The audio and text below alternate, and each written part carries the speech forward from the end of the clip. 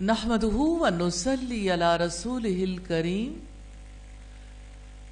اما بعد فاعوذ باللہ من الشیطان الرجیم بسم اللہ الرحمن الرحیم رب اشرح لی صدری ویسر لی امری واحلل عقدۃ من لسانی یفقہوا قولی. پھر یہ سکھانا کہ ان اللہ لا یخفی علیہ شیء فی الارض ولا فی السماء، کہ اللہ تعالیٰ وہ ہے آسمان اور زمین کی کوئی چیز چھپی بھی نہیں. تکیے کے نیچے رکھ دو، کہیں چھپا دو، دل میں رکھ لو، کوئی بات نہیں چھپ سکتی. اللہ دیکھتا ہے، اور اللہ کی نگرانی کے احساس ہی سے عبادت میں حسن آتا ہے. نبی صلی اللہ علیہ وسلم کی حدیث سے پتہ چلتا ہے. اس کا مطلب ہے کہ جب اس یقین کو عبادت میں لے کر آئیں گے تو عبادت اچھی ہو جائے گی. عقیدے کی وجہ سے عبادت اچھی ہوتی. ایک دن رسول اللہ صلی اللہ علیہ وسلم لوگوں کے درمیان تشریف فرما تھے. آپ کے پاس ایک شخص آیا اور احسان کے متعلق پوچھا. اس نے 3 اور سوالات بھی کیے تھے. آپ نے فرمایا احسان یہ ہے کہ تم اللہ کی عبادت ایسے کرو گویا کہ تم اسے دیکھتے ہو، اور اگر تم اسے نہیں دیکھتے وہ تو تمہیں دیکھتا ہے، وہ تو تمہیں دیکھتا ہے، وہ دیکھتا ہے، اللہ دیکھتا ہے. ایک مشہور عربی کہاوت ہے کہ 2 باپ بیٹے ایک باغ میں پھل چوری کرنے کے لیے گئے. باپ نے کہا کہ میں درخت پہ چڑھتا ہوں اور اگر کوئی آیا تو مجھے بتا دینا.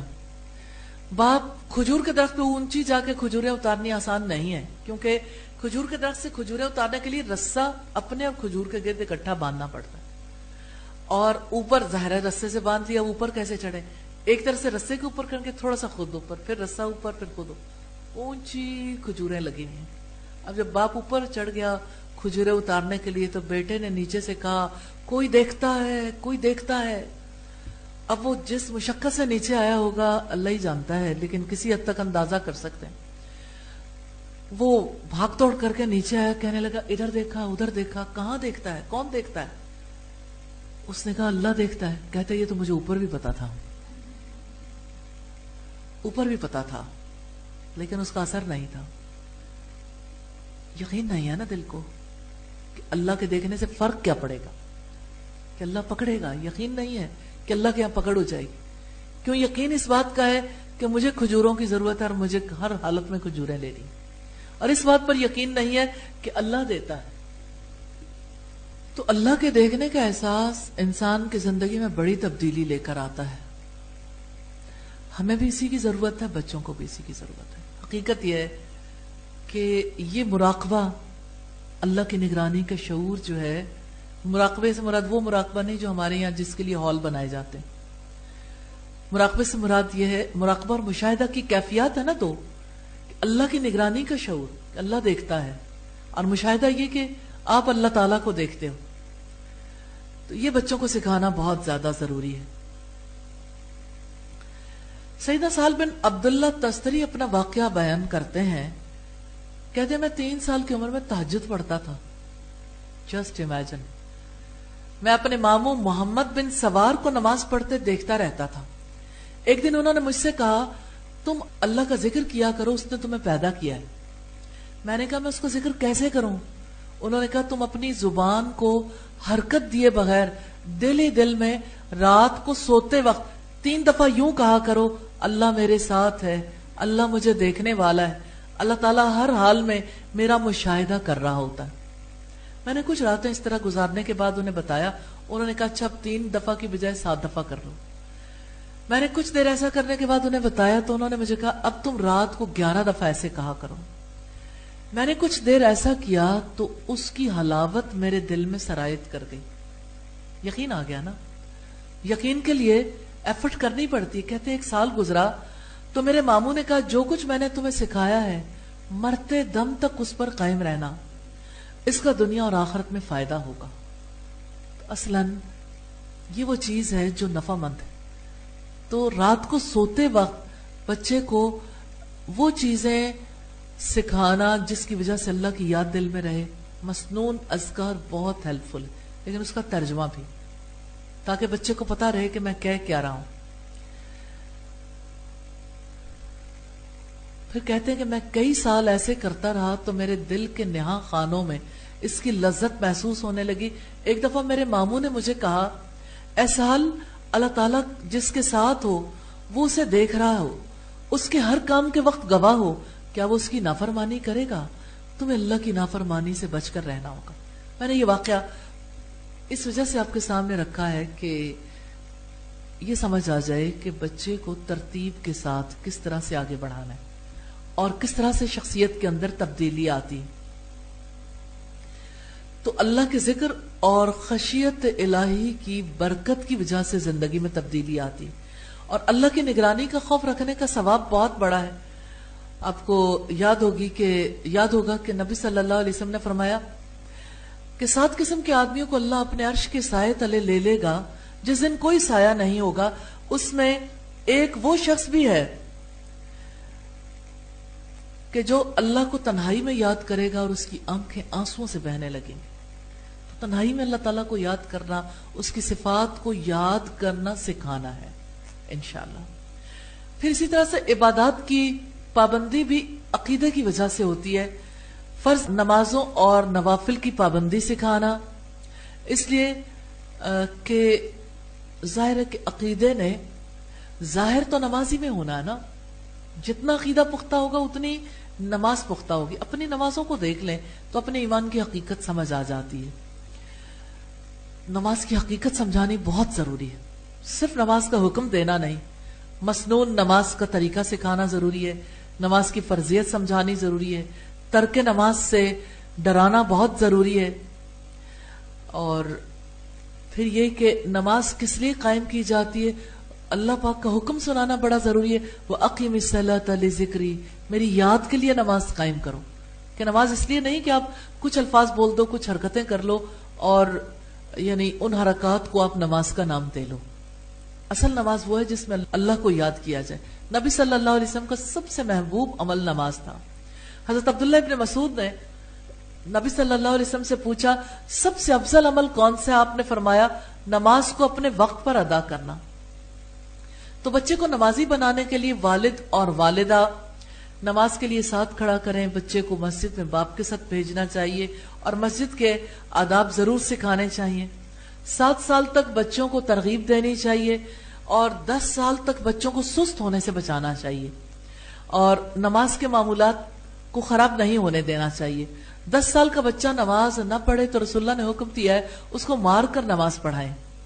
آپ نے فرمایا، یہ ابو داؤد کی 495 نمبر روایت ہے، اپنی اولاد کو نماز کا حکم دو، جب وہ 7 سال کے ہوں تو انہیں ترک نماز پر ماریں، جب وہ 10 سال کے ہوں اور 10 سال کی عمر میں ان کے بستر الگ کر دو. یعنی 7 سال کے ہوں تو نماز کا حکم دو، 10 سال کے ہوں چھوڑ دیں تو ان کی پٹائی بھی کر سکتے ہیں. اس کا یہ مطلب نہیں ہے کہ پٹائی تک نوبت آ جائے. عمومی طور پر لوگ 10 سال کی عمر میں نماز کے بارے میں حکم دیتے ہیں کہ اب نماز کا وقت آ گیا، نماز پڑھو. اب بچہ کیسے نماز پڑھے گا؟ اب تو وہ پختہ ہو گیا، پختہ بے نماز. اتنی پختگی کے بعد تو بہت مشکل ہو جاتی ہے نمازوں کا عادی کرنا. نمازوں کی عادت تو بچپن سے ڈالنی چاہیے، رائٹ فرام دا بگننگ. یعنی نہیں نماز آتی کوئی بات نہیں، لیکن کوئی وقت نہ ہو جب بچے کو ماں ساتھ نہ کھڑا کرے. بڑا ہو جائے تو بچہ باپ کے ساتھ نہ جائے، یہ نہیں ممکن ہونا چاہیے. اور دوسری بات یہ کہ پھر نماز کی حقیقت کو بھی ابتدا سے ہی واضح کرنا چاہیے کہ اللہ کو نماز ہی میں صحیح طور پر یاد کر سکتے ہیں. یہ میسج دینا کتنا ضروری ہے. اور پھر یہ کہ بچے کو اس وقت مسجد ساتھ لے جانا چاہیے جب وہ اپنے یعنی یورین پاس کرنے پہ کنٹرول کر سکتا ہوں اور اس کے آداب کو بھی سمجھنے لگے. لیکن میں سمجھتی ہوں کہ بہت چھوٹے بچوں کو بھی رسول اللہ لے کر جاتے تھے، حضرت حسن، حضرت حسین، اور اسی طرح سے جیسے امامہ کو رسول اللہ صلی اللہ علیہ وسلم مسجد لے جاتے تھے. امام مالک سے بچوں کو ساتھ لے جانے کے متعلق پوچھا گیا مسجد ساتھ لے جائیں تو فرمایا اگر ادب سکھانے پر سمجھنے کے قابل ہو اور تادیب کو ابس نہ سمجھتا ہو تو میں سمجھتا ہوں اس کو ساتھ لے جانے میں کوئی حرج نہیں. اور اگر اتنا چھوٹا ہو جو ان باتوں کو نہ سمجھ پاتا ہو تو ساتھ نہ لے جانا بہتر ہے. اسی طرح بچے کو نماز عید کے لیے ساتھ لے جانا چاہیے. امام بخاری نے باب قائم کیا ہے، باب ہے خروج الصبیان الی المصلی، باب بچوں کو عیدگاہ لے کر جانا. سیدنا ابن عباس کی روایت سے ہمیں پتہ چلتا ہے، بخاری کی 975 نمبر روایت سے، کہ آپ صلی اللہ علیہ وسلم نے جب نماز پڑھی، عورتوں کو جا کے خطبہ دیا، نصیحت کی، صدقے کی، اور انہوں نے صدقہ کیا، اس وقت سب بچے اپنی ماؤں کے ساتھ تھے. اور علامہ عینی فرماتے ہیں کہ حدیث کا باب سے تعلق یہ ہے کہ ابن عباس رسول اللہ کے ساتھ نماز عید کے لیے نکلے تھے جبکہ ابھی وہ بچے تھے. یہ عمدۃ القاری کی روایت ہے. اسی طرح سے فرض نمازوں اور نوافل کی پابندی بھی سکھانی چاہیے. نوافل کی بات میں نے خاص طور پر اس حوالے سے کی ہے کہ نارملی نوافل کو بچوں کے لیے ضروری نہیں خیال کیا جاتا، لیکن جب بچے ماں باپ کو دیکھتے ہیں کہ وہ نوافل پڑھتے ہیں اور ماں باپ توجہ نہیں دلاتے تو پھر ان کی زندگی میں نوافل کبھی نہیں آتے. اس لیے نوافل سے محبت کو ضرور سکھانا چاہیے، اور یہ حدیث بچوں کو سکھانی چاہیے، لا یزال عبدی یتقرب الی بالنوافل. یہ حدیث بہت زیادہ افیکٹو ہے کہ میرا بندہ برابر نفل عبادات کے ذریعے سے میرا قرب تلاش کرنے کی کوشش کرتا رہتا ہے، حتیٰ کہ میں اس کے ہاتھ بن جاتا ہوں جن سے وہ کام کرتا ہے، اس کے کان بن جاتا ہوں جن سے وہ سنتا ہے، اس کی آنکھیں بن جاتا ہوں جن سے وہ دیکھتا ہے، اور اس کے پاؤں بن جاتا ہوں جس سے وہ چلتا ہے، کہ اللہ کی مرضی اور بندے کی مرضی ایک ہو جاتی ہے. تو یہ بچے اس حدیث میں بہت ہی انٹرسٹ لیتے ہیں، آپ آزما کے دیکھیے گا. اسی طرح سے بچوں کو فرض اور نفلی روزوں کا پابند بنانا چاہیے. امام بخاری نے باب باندھا ہے صوم الصبیان، اور اس کے تحت سیدنا عمر کی روایت ذکر کی ہے کہ انہوں نے ایک نشہ باز سے فرمایا تھا، افسوس تجھ پر تو نے رمضان میں بھی شراب پی رکھی ہے، حالانکہ ابھی تک ہمارے بچے روزے سے ہیں. پھر آپ نے اس پر حد قائم کی. ربیع بنت معوذ نے کہا کہ عاشورہ کی صبح نبی صلی اللہ علیہ وسلم نے انصار کے محلوں میں کہلا بھیجا کہ صبح جس نے کھا پی لیا وہ دن کا باقی حصہ روزہ سے گزارے، اور جس نے کھایا پیا نہ ہو وہ روزے سے رہے. ربیع نے کہا کہ پھر بعد میں رمضان کے روزے کی فرضیت کے بعد ہم اس دن کا روزہ رکھتے تھے، عاشورہ کا 10 محرم کا روزہ، اور اپنے بچوں سے بھی رکھواتے تھے. انہیں ہم اون کا ایک کھلونا دے کر بہلائے رکھتے، جب کوئی کھانے کے لیے روتا تو اس کو کھلونا دے دیتے تھے، یہاں تک کہ افطار کا وقت آ جاتا. بخاری کی 1960 نمبر روایت. حافظ ابن حجر اس حدیث کے متعلق یہ بتاتے ہیں کہ اس حدیث سے ثابت ہوتا ہے کہ مشق کے طور پر بچوں کو روزہ رکھوانا چاہیے تاکہ وہ شریعت کے پابند بنے. یعنی اس عمر میں وہ شریعت کے پابند تو نہیں ہوتے لیکن وہ پریکٹس ضرور کر سکتے ہیں. فتح الباری تحت الحدیث میں ہے 1960 میں. ابن قدامہ کہتے ہیں زیادہ بہتر یہی ہے کہ 10 سال کی عمر میں بچوں کو روزوں کا پابند بنایا جائے. اکثر مائیں پوچھتی رہتی ہیں 26 عمر میں روزے رکھوائیں، تو 10 سال کی عمر میں بچے کو روزے کا پابند ہو جانا چاہیے. اور شیخ ابن عثیمین کہتے ہیں چھوٹے بچے پر بالغ ہونے تک روزہ رکھنا لازم نہیں، لیکن جب اس میں روزے رکھنے کی طاقت ہو تو اسے روزے رکھنے کا حکم دیا جائے تاکہ وہ روزہ رکھنے کی مشق کر سکے اور اس کا عادی بن جائے، اور بلوغت کے بعد اس کے لیے روزہ رکھنا آسان ہو سکے. صحابہ کرام جو اس امت کے بہترین لوگ تھے بچپن میں ہی اپنے بچوں کو روزہ رکھوایا کرتے تھے. مجموع الفتاوی کی روایت ہے، والیوم نمبر 19 اور پیج نمبر 28. اسی طرح بچے کو زکوٰۃ اور صدقات کا پابند بنانا سکھانا چاہیے. زکوٰۃ کے بارے میں بتانا چاہیے کہ یہ جو کنجوسی ہے نا، کنجوسی اور بخل یہ دور ہوتا ہے زکوٰۃ کی وجہ سے، اور مال پاک ہو جاتا ہے اور برکت ملتی ہے، اور اس کی وجہ سے کتنے لوگوں کی ہیلپ ہو جاتی ہے، نادار لوگوں کی. اور زکوٰۃ کی وجہ سے انسان کو مال پر اللہ کا شکر ادا کرنے کا موقع ملتا ہے، اور صرف دولت مندوں تک نہیں رہ جاتی، سب کو ہی وہ روپیہ ملتا ہے. اسی طرح بچے کو صدقے کی محبت دلانی چاہیے.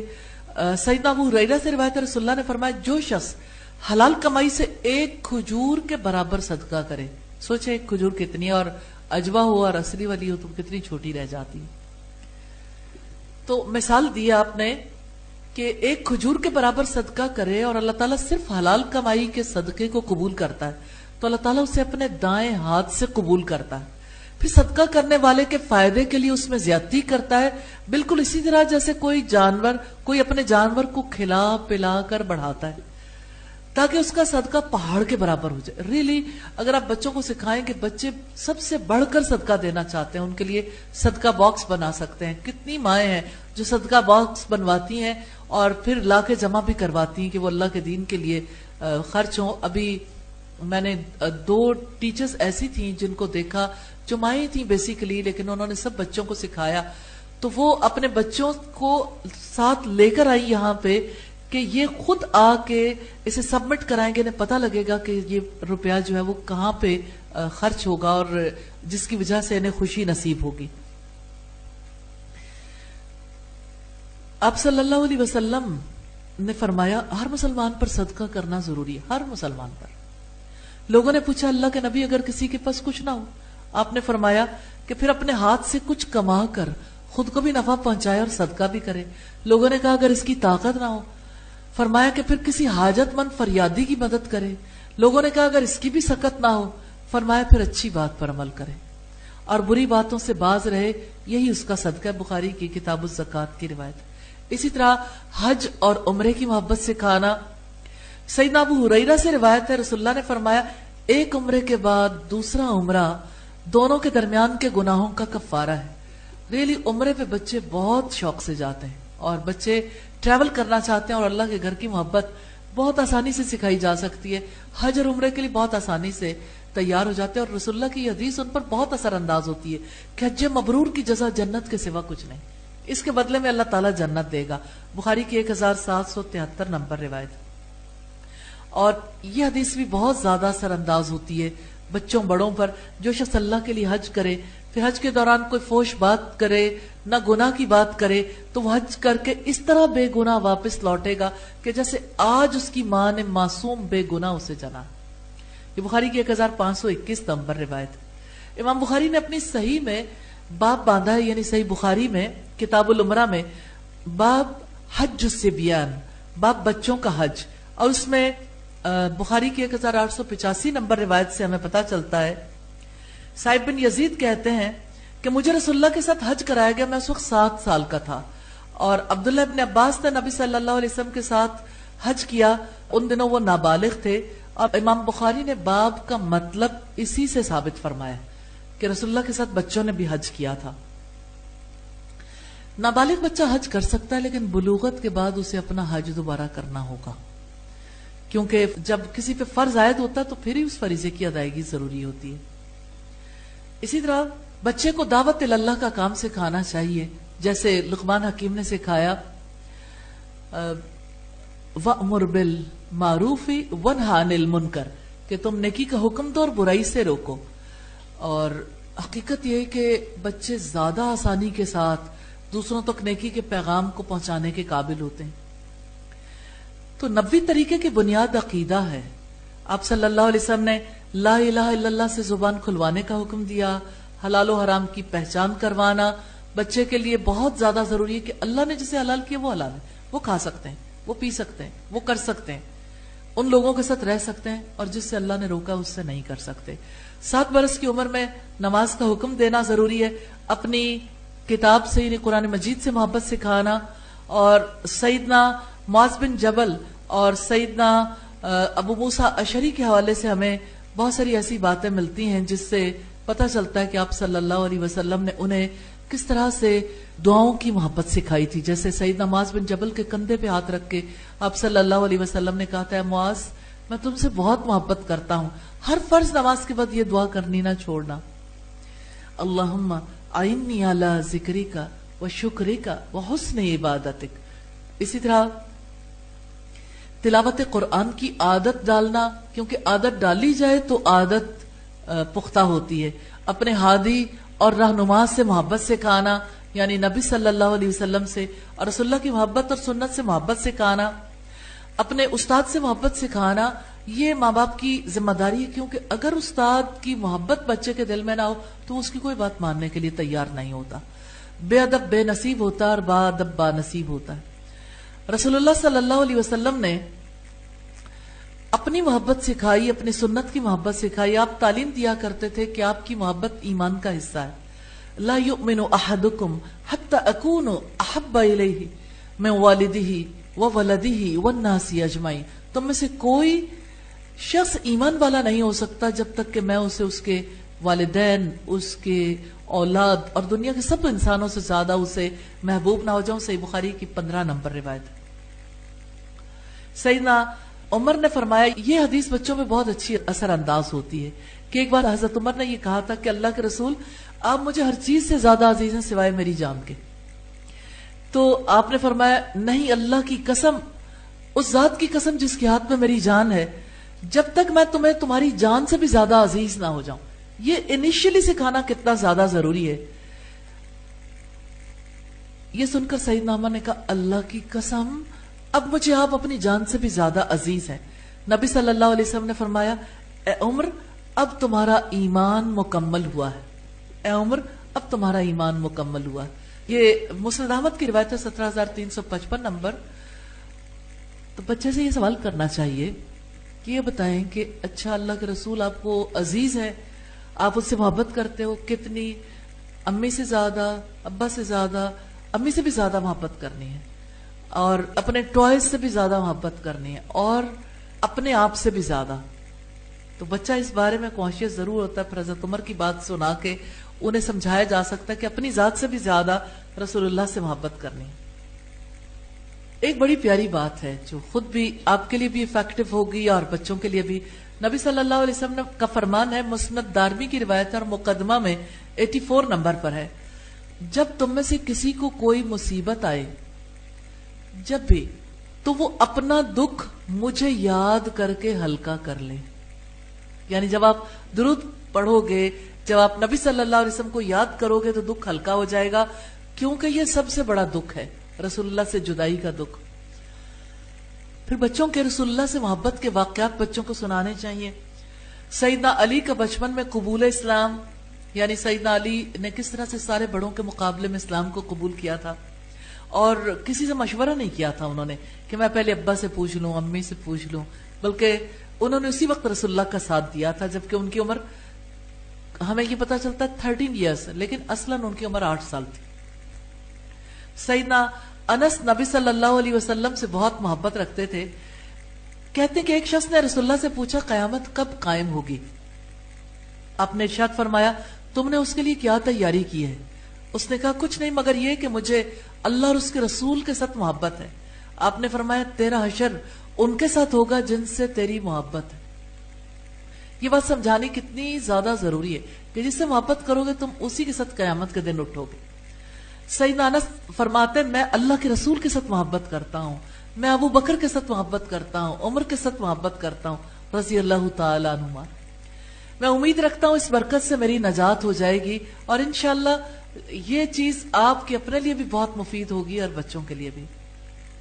پھر نبی صلی اللہ علیہ وسلم کی پسندیدہ چیز کے ساتھ محبت کی مثال ہے. سیدنا انس فرماتے ہیں ایک مرتبہ میں نبی صلی اللہ علیہ وسلم کے ساتھ ایک نوجوان کے گھر گیا. آپ کی خدمت میں ایک برتن میں سرید پیش کی گئی، اس میں کدو کا سالن تھا، شوربے والا سالن جو ہے. میں نے دیکھا برتن میں کدو تلاش کر کر کے تناول فرما رہے تھے. میں نے بھی تلاش کر کے آپ کے سامنے رکھ دیا. اس دن سے میں کدو کو پسند کرتا ہوں. یہ والی حدیث تو بچوں کو بہت زیادہ سنانے کی ضرورت ہوتی ہے، کیونکہ نارملی بچے جو ہیں وہ اس قسم کی سبزیاں جو ہیں ان سے اوائڈ کرتے ہیں. لیکن بچے کی اس چیز کو ایکسپٹ نہیں کرنا چاہیے ماں باپ کو کہ جو چیز انہوں نے کر لی بس یہی اب کرتے چلے جائیں. عادات کو تبدیل ضرور کرنا چاہیے. سیدنا عبداللہ ابن عباس کی رسول اللہ سے جو محبت تھی اس کو سامنے رکھنا چاہیے. کہتے ہیں کہ ایک روز آپ بیت الخلاء میں داخل ہوئے، پانی پہلے سے رکھا ہوا تھا. آپ نے پوچھا پانی کس نے رکھا ہے؟ آپ کو بتایا گیا عبداللہ ابن عباس نے. تو آپ نے انہیں دعا دی اللہم فقہہ فی الدین، اللہ اسے دین کی سمجھ عطا فرما. صحابہ اپنے بچوں کو رسول اللہ کی محبت سکھانے کا خاص اہتمام کرتے تھے. سیدنا عروہ بن زبیر اور فاطمہ بنت المنظر کہتے ہیں سید آسمہ بنت ابو بکر ہجرت کے وقت عبداللہ ابن زبیر سے حاملہ تھی. جب قباء کے مقام پر پہنچے تو عبداللہ پیدا ہوئے. تحنیک کے لیے نبی صلی اللہ علیہ وسلم کی خدمت میں لے گئیں گھٹی کے لیے. آپ نے ان کو اپنی گود میں بٹھا کر کھجور منگائی، اس کو چبایا، عبداللہ کے منہ میں ڈال دی. یہ سیدنا عبداللہ ابن زبیر کا امتیاز ہے کہ پہلی غذا جو ان کے منہ میں داخل ہوئی وہ رسول اللہ کا لعاب مبارک تھا. کتنی ان کی خوش نصیبی ہے. سیدہ آسمہ کہتی ہیں رسول اللہ نے ان کے سر پر دست مبارک پھیرا اور برکت کی دعا کی، عبداللہ نام رکھا. پھر جب 7 یا 8 سال کے ہو گئے تو ان کو بیعت کے لیے خدمت نبوی میں پیش کیا گیا. آپ نے اسے آتے دیکھ کر تبسم فرمایا، پھر بیعت لی. اور یہ مسلم کی روایت ہے. اسی طرح سے نبی صلی اللہ علیہ وسلم کو ایذا پہنچانے والے ابو جہل کا قتل نبی صلی اللہ علیہ وسلم سے محبت کرنے والے 2 بچوں نے کیا تھا. اور سیدنا عبد الرحمن بن عوف کہتے ہیں کہ بدر کے مارکے میں میرے پاس ایک بچہ آیا، کہنے لگا چچا ابو جہل کہاں ہے؟ میں نے کہا تمہیں ابو جہل سے کیا واسطہ ہے؟ کہنے لگا پتہ چلا وہ رسول اللہ کو ایذا پہنچاتا ہے، تکلیف دیتا ہے، اگر میں اسے دیکھ لوں میں قتل کیے بغیر نہیں چھوڑوں گا۔ اب امیجن کریں اتنے چھوٹے بچوں کے دل میں بھی کس قدر اللہ کے رسول کی محبت تھی۔ پھر بائیں طرف سے ایک بچہ آیا، اس نے بھی یہی سوال کیا، تو میں نے انہیں بتایا کہ فلاں ابو جہل ہے، پھر گھمسان کی لڑائی شروع ہو گئی۔ اچانک ابو جہل نظر آیا، میں نے کہا بچوں سے وہ ہے جسے تم تلاش کر رہے ہو۔ دونوں بچے بجلی کی سی تیزی کے ساتھ ابو جہل کے پاس پہنچے اور قتل میں ایک دوسرے سے سبقت لے جانے کی کوشش کی۔ آنن فانن، یعنی دو بچے جس کے پیچھے چمٹ جائیں بس اس کی تو خیر نہیں۔ انہوں نے ایک نے بھی تلوار ماری، دوسرے نے بھی ماری، اور پھر یوں ہوا کہ ابو جہل جو ہے وہ قتل ہو گیا۔ دونوں کو جلدی بہت تھی کہ رسول اللہ کو جا کر بتائیں کہ جو آپ کو تکلیف دیتا تھا ہم نے اسے مار ڈالا ہے۔ نبی صلی اللہ علیہ وسلم نے دونوں سے کہا اپنی تلواریں دکھاؤ۔ دونوں نے تلواریں دکھائیں، خون آلودہ تھیں۔ آپ نے فرمایا تم دونوں نے قتل کیا ہے، یعنی دونوں چاہتے تھے کہ میرا نام ڈکلیئر ہو، تو آپ نے کہا تم دونوں نے قتل کیا ہے۔ اسی طرح سے گستاخ رسول سے بچوں نے انتقام لیا۔ ایک بار ایسا تھا کہ ایک پادری نے بچوں کا گیند اپنے قبضے میں لے لیا، انہوں نے بڑی منت سماجت کی، اس نے نہیں دیا۔ نبی صلی اللہ علیہ وسلم کی شان میں اس نے گستاخی کی، بچوں نے لاٹھیاں مار مار کر اسے ہلاک کر دیا کہ اللہ کے رسول کے بارے میں ایسی بات کیوں کہی۔ اور ابھی یعنی صورتحال جو ہے وہ ایسی تھی کہ یعنی کرسچنز کا بھی اور جوز کا بھی کافی ہولڈ تھا۔ آپ صلی اللہ علیہ وسلم اس سے زیادہ کسی بڑی فتح پر بھی کبھی خوش نہیں ہوئے تھے کہ اب اسلام غالب آ گیا، کہ یہ دلوں پر غالب آیا ہے اور اس کو عزت ملی۔ چھوٹے چھوٹے بچوں نے بھی شاتم رسول کی خبر لی، اس کو قتل کر دیا۔ اور سیدنا زید بن ارقم رسول اللہ صلی اللہ علیہ وسلم سے بے حد محبت کرتے تھے۔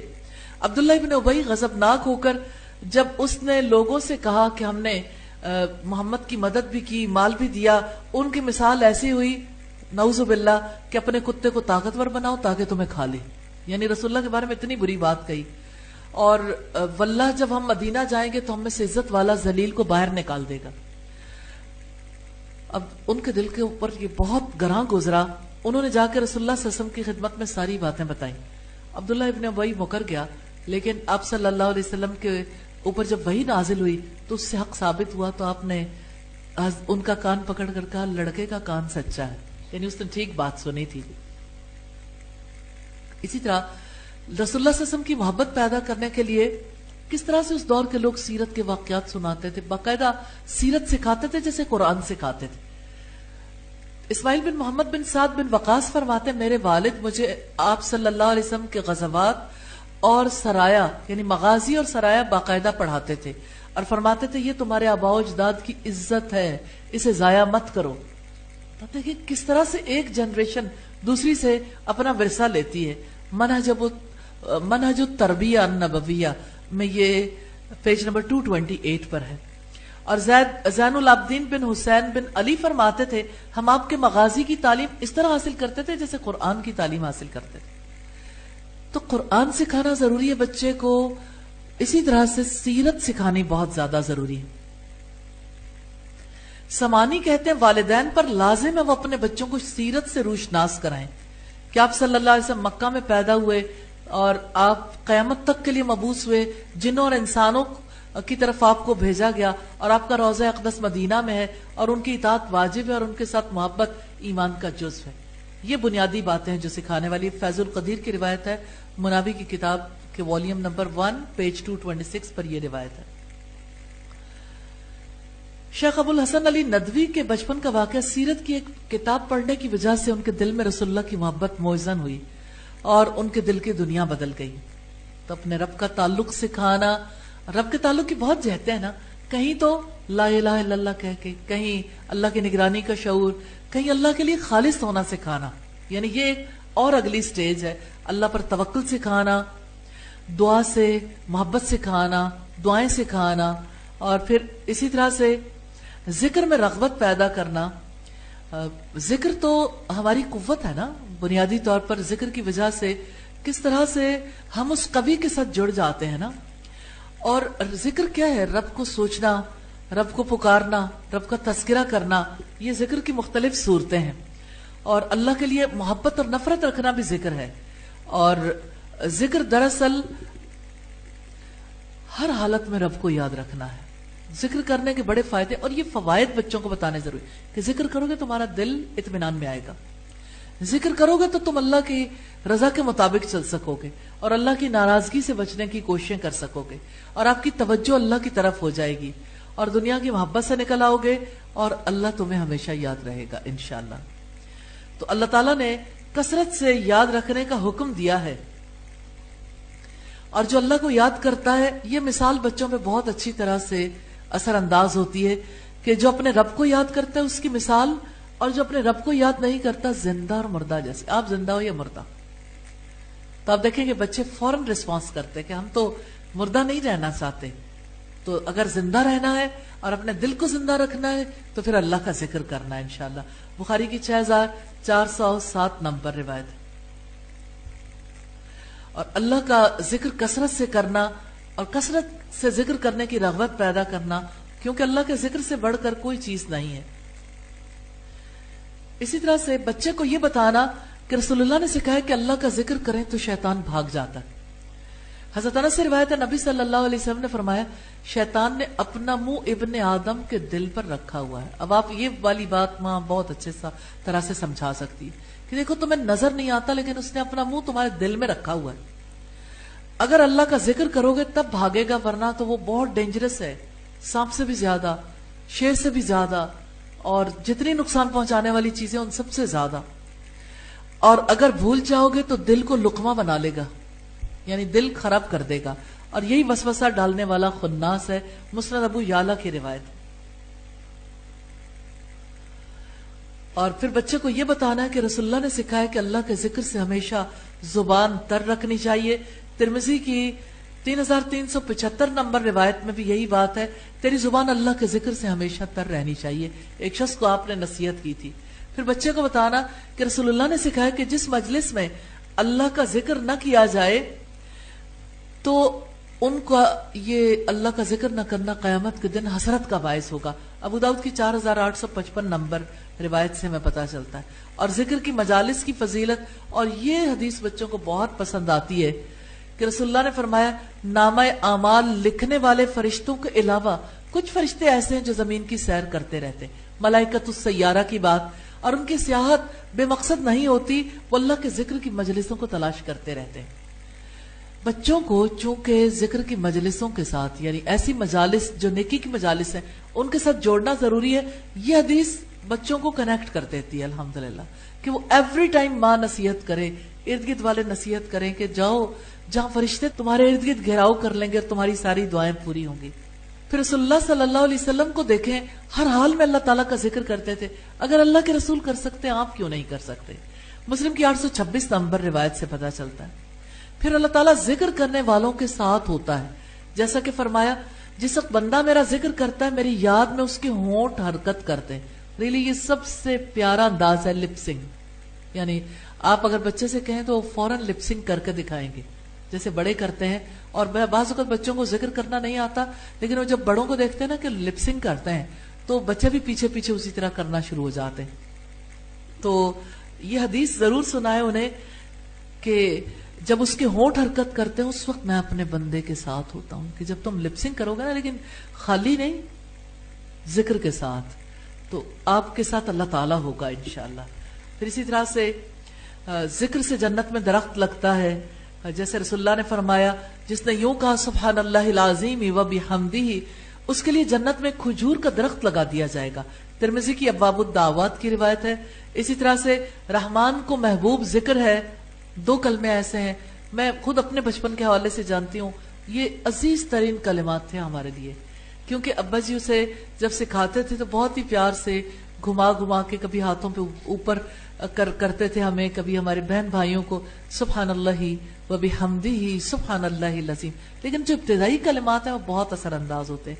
کلمتان خفیفتان علی اللسان ثقیلتان علی المیزان حبیبتان الی الرحمن دو کلمے ہیں جو زبان پر ہلکے، رحمان کو محبوب اور میزان پر بھاری ہیں. یہ دو کلمے ہیں جو اللہ کو بے حد محبوب ہیں. پھر ذکر قوت ہے، ذکر جنت کے خزانوں میں سے ایک ہے. حضرت ابو موسیٰ اشعری کہتے ہیں میں رسول اللہ کے پیچھے پیچھے چل پڑا اور دل میں کہہ رہا تھا لا حول ولا قوت الا باللہ. آپ نے فرمایا اے عبداللہ ابن قیس، ابو موسیٰ اشعری کا نام ہے، کیا میں تجھے جنت کے خزانوں میں سے ایک خزانہ نہ بتاؤں؟ میں نے عرض کیا اللہ کے رسول ضرور ارشاد فرمائے. آپ نے فرمایا وہ خزانہ لا حول ولا قوت الا باللہ ہے. یہ صحیح مسلم کی روایت ہے. اور رسول اللہ کو ذکر بہت محبوب تھا. آپ نے فرمایا اگر میں یوں کہوں سبحان اللہ والحمد للہ ولا الہ الا اللہ واللہ اکبر، تو مجھے ان سب چیزوں سے محبوب ہے جن پر سورج طلوع اور غروب ہوتا ہے. اب اگر آپ بچے کو اس بات پہ لگا دیتے ہیں اچھا آج دیکھو سورج کس چیز پر نکلا ہے، کس چیز پر، تو گنتے جاؤ گے ہر چیز سے زیادہ سبحان اللہ والحمد للہ ولا الہ الا اللہ واللہ اکبر. بچے بہت جلدی ایکسپٹ کرتے ہیں. اور جب بچوں کو بتایا جائے ذکر کریں تو دکھ دور ہوتے ہیں، شیطان بھاگ جاتا ہے، دل کو زندگی ملتی ہے ورنہ دل مردہ ہو جاتا ہے، اللہ کی محبت ملتی ہے، برائیاں دور ہوتی ہیں، اور رب سے محبت کرتے ہیں تو دل میں دہشت اور گھبراہٹ نہیں آتی اور دل سکون میں آتا ہے، بھولنے سے بچ جاتے ہیں. اللہ کو یاد کرنے والا بھول چوک کا شکار نہیں ہوتا، انسان اللہ کا شکر کرنے کے قابل ہوتا ہے، دل کی سختی دور ہوتی ہے، اللہ کے فرشتے ذکر کرنے والوں پر رحمتیں نازل کرتے ہیں، پریشانیاں دور ہوتی ہیں اور کام آسان ہوتے ہیں، رب راضی ہوتا ہے، دل خوش ہو جاتا ہے. آپ کون سا کام کرنا چاہو گے؟ کوئی ایسا کام نہیں ہے. کتنے میسیجز ہیں نا ایوری ٹائم سکھانے کے لیے کوئی نہ کوئی میسج.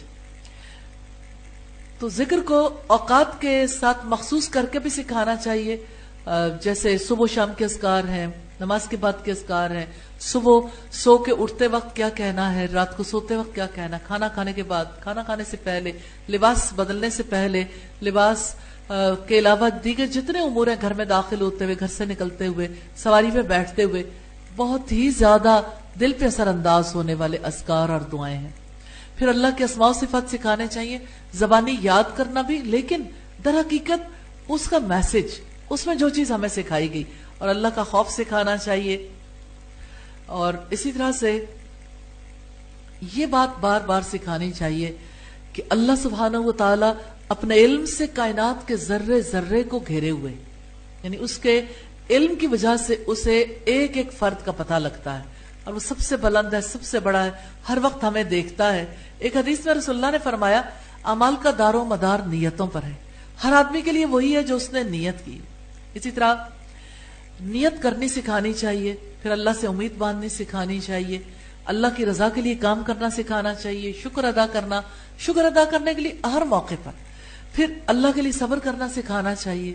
یہ بہت بڑی بات ہے. وَاصْبِرْ مَا أَصَابَكَ.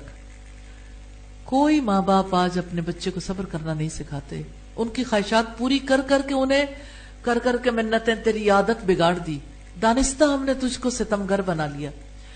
پھر اللہ کا تقوی سکھانا، بچوں کا اللہ سے تعلق جوڑنے کے لیے. امام سودی نے ایک صحابی کے حوالے سے بیان کیا جن کا نام اوف بن مالک، ان کا بیٹا تھا، مشرکوں نے اسے گرفتار کر لیا. یہ شخص اپنے بیٹے کی محبت اور اس کی اسیرانہ حالت پر پریشان ہو کر رسول اللہ کی خدمت میں حاضر ہوئے. آپ نے انہیں صبر کی تلقین کرتے اور فرماتے کہ اللہ تعالیٰ جلد ہی مشکلات سے نکلنے کی راستے پیدا کر دیں گے. تھوڑا عرصہ گزرا کہ ان کا بیٹا دشمن کے نرغے سے نکل آیا. راستے میں اس کا گزر دشمن کی بکریوں کے پاس سے ہوا، وہ انہیں ہانک کر اپنے والد کے پاس لے آیا. بکریوں کے ساتھ اسے کچھ دولت بھی ملی تھی، اسے بھی اپنے ساتھ لیتا آیا. اس کے بارے میں یہ آیت نازل ہوئی کہ جو شخص اللہ تعالیٰ سے ڈر کر زندگی گزارتا ہے، وَمَن يَتَّقِ اللَّهَ يَجْعَل لَّهُ مَخْرَجًا، جو اللہ سے ڈرتا ہے اللہ اس کے لیے مشکلات سے نکلنے کا کوئی راستہ بنا دیتا. وَيَرْزُقُهُ مِنْ حَيْثُ لَا يَحْتَسِبُ، اسے ایسی جگہ سے رزق دیتا ہے جہاں سے اس نے گمان بھی نہ کیا. سورۃ طلاق کی آیت نمبر 2 ضرور ہی بچوں کے سامنے رکھیں، بہت چھوٹے بچوں کو بھی سکھانی چاہیے. اور آپ دیکھیے کہ اتنا بڑا ریوڑ جب انہیں ملا اور ان کے والد نے کہا کہ میں ان کے بارے میں رسول اللہ سے پوچھ کر آتا ہوں کہ تم اتنے اونٹ لے کر آ گئے ہو، تو اوف نے اونٹوں کا واقعہ رسول اللہ سے سنایا تو آپ نے فرمایا تم انہیں اپنی مرضی سے استعمال کرو، جیسے تم اپنے ذاتی مال اور دولت کو استعمال کرتے ہو، ان کے ساتھ بھی ایسے ہی کرو۔ حقیقت یہ ہے کہ اللہ تعالیٰ واقعی ایسی جگہ سے رزق دیتا ہے جہاں کسی نے گمان بھی نہ کیا ہو۔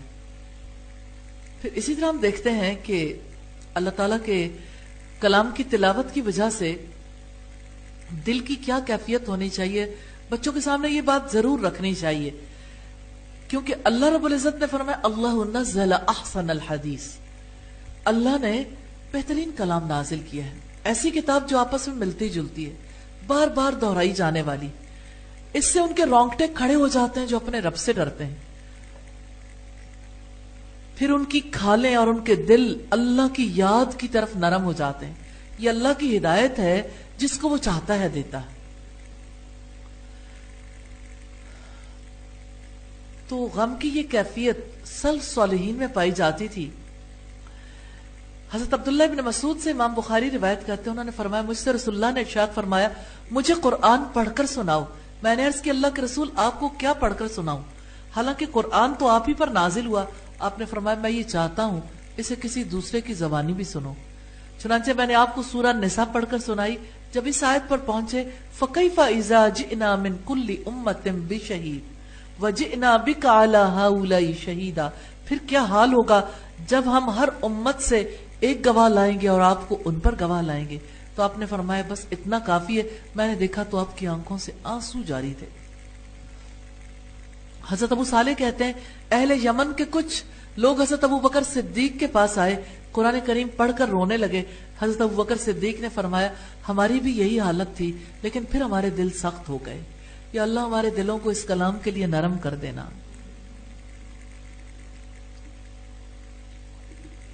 سلف صالحین کے اتنے واقعات ہیں آہوزاری کے، قرآن حکیم کی تلاوت کرتے ہوئے، سنتے ہوئے، ان کو شمار نہیں کیا جا سکتا۔ لیکن حقیقت یہ ہے کہ اپنے بچوں کو تلاوت کرنے کی عادت بھی ڈالنی چاہیے اور سنتے ہوئے اور کرتے ہوئے رونے کی بھی عادت ڈالنی چاہیے۔ کسی شاعر نے کہا، عربی اشعار کا ترجمہ ہے، بچپن میں کبھی کبھی ادب سکھانا بچے کو فائدہ دیتا ہے، اور یہ عمر گزرنے کے بعد انہیں کسی قسم کے ادب کا فائدہ نہیں پہنچتا۔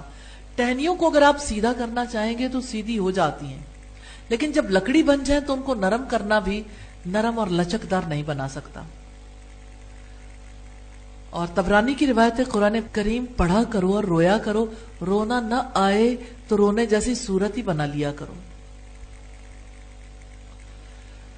اسی طرح بچوں کو احساس اور شعور کی کیفیت میں رہنا سکھانا چاہیے، مراقبہ یا مشاہدہ، یعنی یا تو اللہ پر نظریں لگی ہوں، آپ نظریں لگاؤ، یا اللہ کی نظروں کو محسوس کر لو۔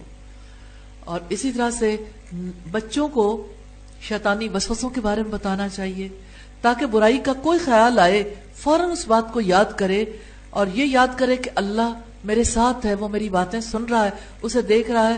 بچے کو سمجھ آ جاتی ہے الحمدللہ، تو پھر اس کے بعد اس کے لیے برائی سے بچنا آسان ہو جاتا ہے۔